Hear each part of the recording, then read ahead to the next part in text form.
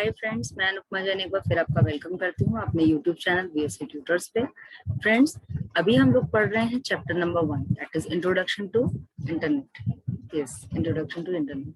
दोस्तों, हमारा एक लास्ट टॉपिक रह गया है इस पर्टिकुलर चैप्टर के अंदर, जिसको हम लोग आज कवर अप करने वाले हैं, and that is accessing the internet.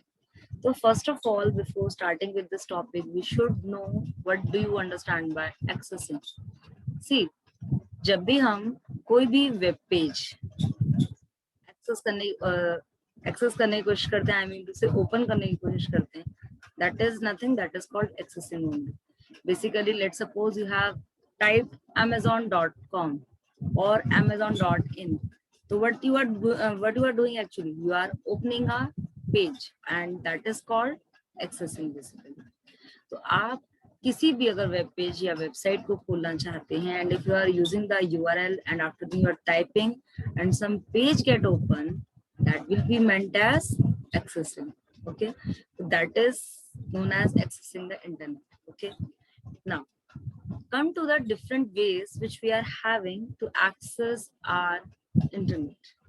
See, basically we are having two main ways. ठीक है, चलिए, I am just explaining it how we can do that. No, see here I have given the entire structure. अगर हम बात करें दोस्तों, तो सबसे पहले एक्सेस करने के हमारे पास टू वेज होते हैं. One is wired and other is wireless. Wired means जिसके अंदर हम वायर्स का यूज करेंगे. वायरलेस मीन्स जिसमें हम वायर्स का बहुत नाम मात्र के लिए इनमें हम लोग वायर्स का यूज करने वाले हैं, और actually you can say without wires. No, okay. Now mainly we are having these two technologies using which we are connecting our network and forming, and using these technologies we are accessing our internet. No, but still there are three methods which we can use. देखिए, सबसे पहले बोलते हैं dial up connection. Dial up connection means basically you are using your landline phones for that.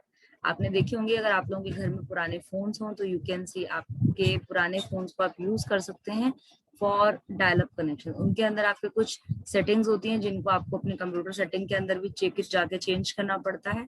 मगर इसका जो सबसे बड़ा प्रॉब्लम है वो ये है कि आपका जो इंटरनेट की स्पीड होती है, that is very very slow.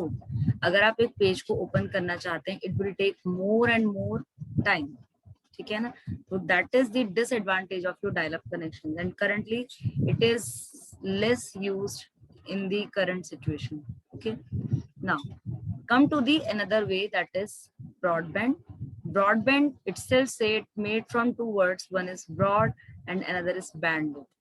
See, there is one thing which I should clarify you, that is broadband जो होता है two words से बना हुआ. One is broad, already told, and another is bandwidth. पहले तो मैं आपको ये समझाऊं bandwidth क्या होता है. देखिए, let's suppose you are going from Rohini to Connaught Place. ठीक है, let's suppose there is one way only.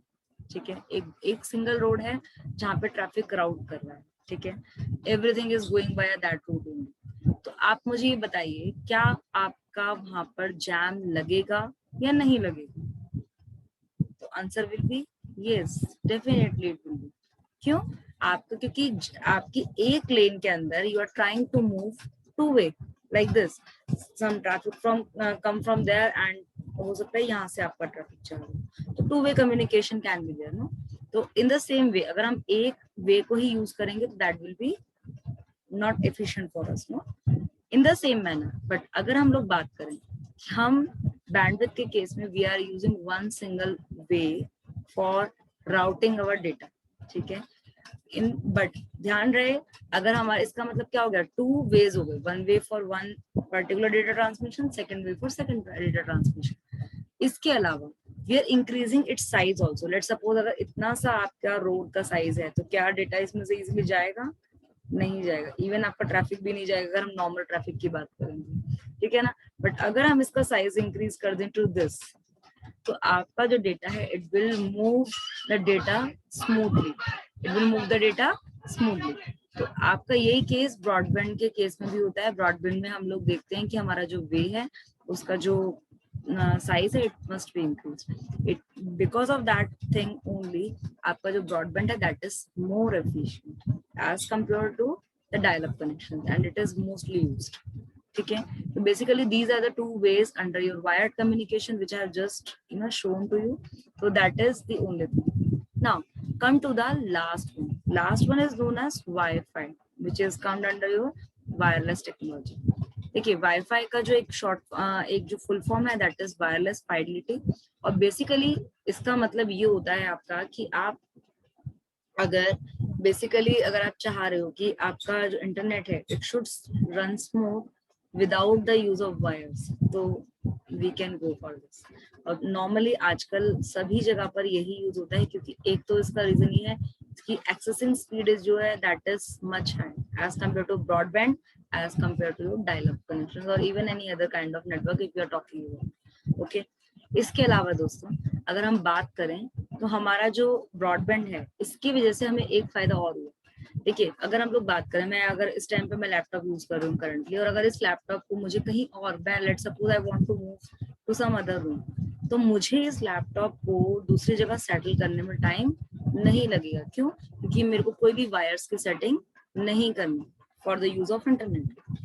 ठीक है ना, तो आपका सबसे बड़ा एडवांटेज ये है कि portability comes in the picture. One more thing, अगर आप कोई डिवाइस कनेक्ट करना चाहते हैं विद योर लैपटॉप और with our any other device, अगर आप करना लाइक प्रिंटर और scanner, even for those devices also we need only less cabling to connect those things with our devices. So that is the main advantage. तो आपको मैंने इस video के अंदर ये बताया कितनी तरीके की मेन टेक्नोलॉजीज होती हैं. One is wireless and another is wired. Wired के अंदर आपके पास दो टाइप के कनेक्शन होते हैं, that is broadband and dial up.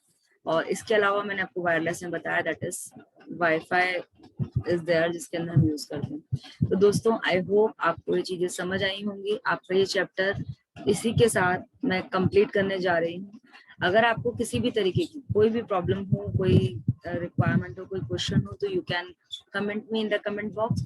और अगर आपको कोई और भी दिक्कत आ रही है, आपको लगता है कि आपको मालूम होना चाहिए, तो you can mail me also. I am giving my description of my mail ID and all, and even the link of this book also. तो आप इस बुक को एक बार रेफर कर सकते हैं. एंड आई होप ये चैप्टर के सारे कंटेंट आपको क्लियर होंगे. तो नेक्स्ट वीडियो में आपको मिलूंगी नए चैप्टर के साथ. तब तक के लिए बाय बाय, टेक केयर.